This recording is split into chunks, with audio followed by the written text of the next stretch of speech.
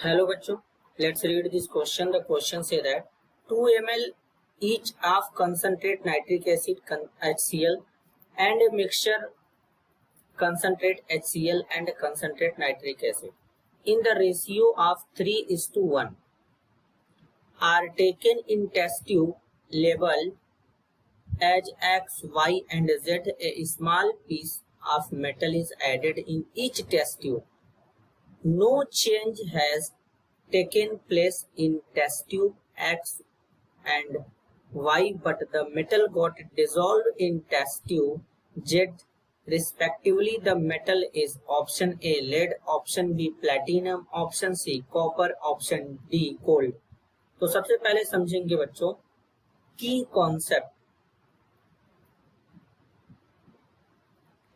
Concept होगा बच्चों aqua regia.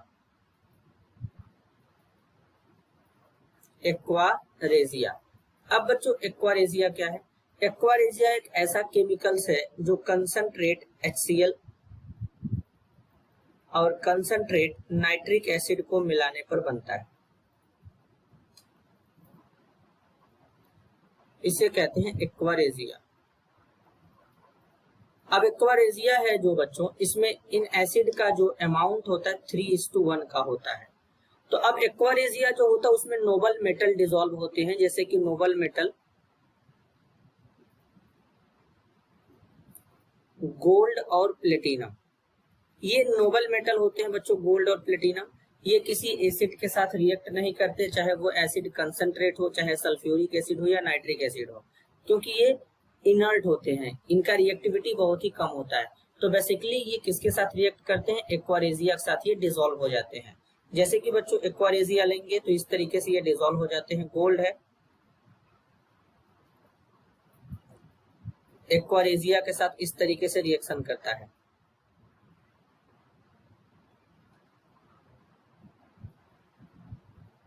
Cl negative, तो यहाँ पर एक गोल्ड का कॉम्प्लेक्स बन जाता है AuCl4 negative NO plus water. इसी तरीके से प्लेटिनम होता है बच्चों, प्लेटिनम का भी एक कॉम्प्लेक्स बन जाता है। ये एक्वारेजिया के साथ डिसॉल्व हो जाता है, डिसॉल्व होकर के एक कॉम्प्लेक्स का फॉर्मेशन कर लेता है। तो यहाँ पर एक प्लेटिनम का कॉम्प्लेक्स बन जाता है।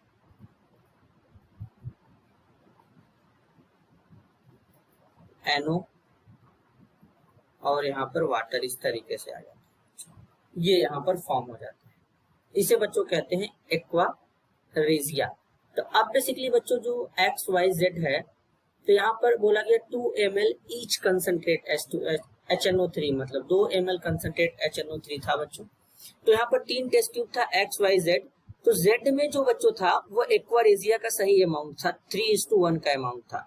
और जब 3:1 का अमाउंट रहेगा तब जाकर के ही एक्वारेजिया बनेगा, जिसमें 3 पार्ट कंसंट्रेट HCl और 1 पार्ट कंसंट्रेट नाइट्रिक एसिड होता है, तब जाकर के वो डिसॉल्व होगा। तो पाया गया कि जो मेटल हमारा था वो डिसॉल्व हो रहा है Z टेस्ट ट्यूब में, तो क्योंकि Z में ही एक्वारेजिया हमारा था जो कि मेटल को डिसॉल्व कर रहा था। तो एक्वारेजिया नोबल मेटल को डिसॉल्व करता है, बेसिकली उनके साथ कॉम्प्लेक्स बनाता है। तो करेक्ट आंसर होगा बच्चों ऑप्शन बी प्लेटिनम और option D gold. This is your answer. I hope you understood it well. All the best.